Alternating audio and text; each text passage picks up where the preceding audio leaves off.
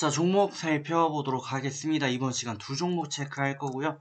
첫 번째는 미코바이오메드고 두 번째는 모트렉스 두 개 살펴보겠습니다.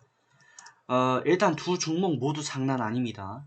일단 모트렉스가 유독 더 장난 아닌데 일단 미코바이오메드 먼저 보겠습니다. 차트적인 부분도 굉장히 지금 특이하지만 일단 이슈 먼저 보고요. 말씀 올리죠. 자, 종목명 미코바이오메드입니다. 종목에 바이오메드라는 얘기가 있기 때문에 저희가 간단히 종목이 어떤 기업인지 유추해 볼 수 있을 것 같아요. 그래서 분자 진단, 면역 진단, 생화학 진단 기술을 융복합해가지고 체외 진단 사업을 영위하고 있는 전문 기업이다 라고 나와 있습니다. 시가총액이 1,800억을 기록하고 있고요. 업종은 보시는 것처럼 전기식 진단 및 요법기기 제조 사업을 영위 중에 있고, 결국에는 제품 사업으로 들어가면 체외 진단, 의료기, 진단 시약류 제조. 이게 전에는 이제 시약이라는 말도 썼고 진단기라는 얘기도 많이 썼는데 지금은 이제 진단 키트, 검사 키트 이런 말로 이제 많이 하죠. 미코바이오메드는 원숭이 두창 관련주입니다.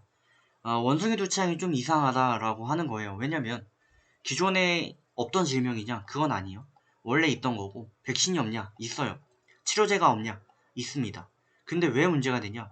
얘가 보통 예를 들어 하루에 1명 정도 확진자가 나왔다 라고 했다면 지금은 하루에 50명씩 막 나오기 시작했다는 거죠. 그러니까 코로나를 겪어봤던 저희로서는 불안할 수밖에 없는 그런 이슈인 거죠. 다만 코로나만큼 심각한 흐름이 얼마나 이어질 것이며 주가에 얼마나 탄력적인가, 이 부분은 아무래도 좀 다를 수밖에 없어요. 제가 이게 항상 이제 코로나뿐만 아니라 그 전에 있었던 바이러스들이 있죠. 사스라든지 신종플루가 그 전까진 제일 셌었고, 그리고 뭐 메르스 이런 것들이 있었는데 진짜 확률이 낮습니다. 지금 신종플루 때도 마찬가지였고요. 코로나 때도 마찬가지였고, 이게 단기간 급등이 나온 후에 얼마나 더 갈지 이거에 대해서 이제 장담하는 게 힘들어요.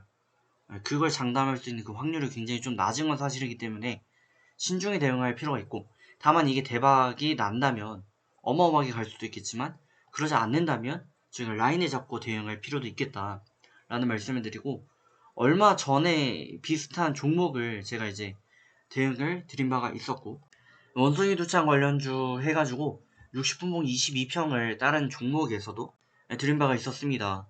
근데 미코바이오메드 역시 22평 라인이 이탈 마감된 후에 흐르는 모양새죠. 이런 모습은 좀 안타깝다라고 할 수밖에 없고, 다만 이게 끝났냐? 당연히 모르는 거죠. 그리고 단기적으로는 또 바닥권에 어느 정도 위치해 있거든요. 해서 60분봉 182평 라인 잡고 가실 필요가 있겠고요.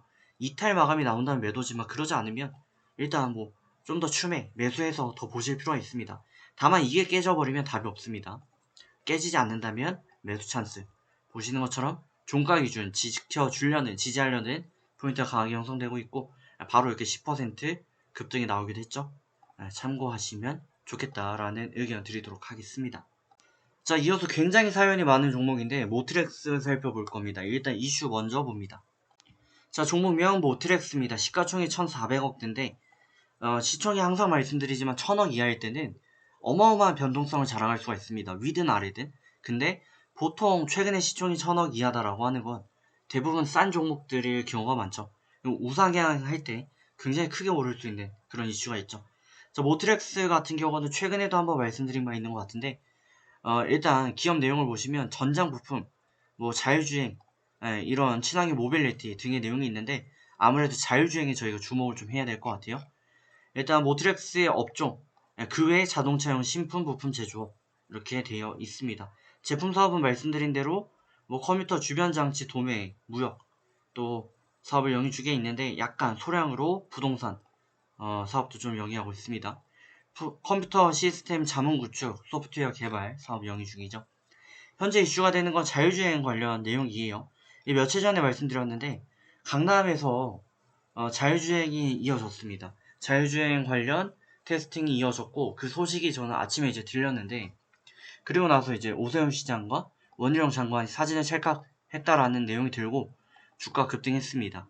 그 중에 대장주에 해당했던 게 모트렉스였죠. 근데 이때 말씀을 이렇게 드린 게, 이 자율주행이라는 테마 참 좋은데, 예를 들어서 현대차가 자율주행에 50조를 투자하겠다. 예를 들어 이런 말을 한다면 이거는 장기적인 플랜이 있어서 계속 쭉 간다라고 할 수 있는 호재라는 거죠. 근데 이날에 나왔던 호재는 뭔가 어마무시한 호재인 것 같으면서도 장기적으로 계속 갈 수 있는 실적이 뒷받침되는 그런 호재는 아니었죠. 그럼 이럴 때는 대장주만 간다라고 말씀드렸어요. 그 대장주가 모트렉스였던 거고 오늘 25,900원까지 기록을 했던 거죠. 다만 이 대장주여도 얘가 10배 막 갈 정도의 호재를 가지고 있는가. 이번에는 그만큼 호재는 아니었다는 거죠. 국가에서 뭐 주력 사업으로 선정을 했다. 아니면은 뭐 현대차에서 50조 투자했다. 이런 내용이 들리면 이게 몇 달 가죠. 몇 달 계속 갈 수 있는 호재죠. 근데 지금은 그런 정도 수준은 아니었다. 그렇다고 한다면 단기적으로 접근하는 게 맞다. 라고 봐야 되는 거고, 지금 뭐 고점비로 봤을 때는 사실상 설거지한 거죠. 고점비 지금 40% 가까이 밀고 내려왔으니 하루 만에 어마무시한 건데, 중요한 건 이제 대응이 될 것 같아요. 대응 방법 말씀을 좀 드리면, 일단 상한가를 기록하면 10분봉 기준 62평 잡고 가는 게 거의 그냥 국룰입니다. 그래서 상한가를 기록하는 종목을 본다라고 한다면 10분봉 62평 무조건 잡고 가시길 바라겠고요. 지금 상황에서는 이탈한 후에 흐름이 이렇게 유지가 되고 있죠. 그렇다면 일단 다시금 추세를 돌리기 위해서는 62평 돌파 마감이 나와야 한다라는 얘기가 되겠고요. 그러지 않는다면 바닥을 얼마나 잘 다지는지를 봐야 된다.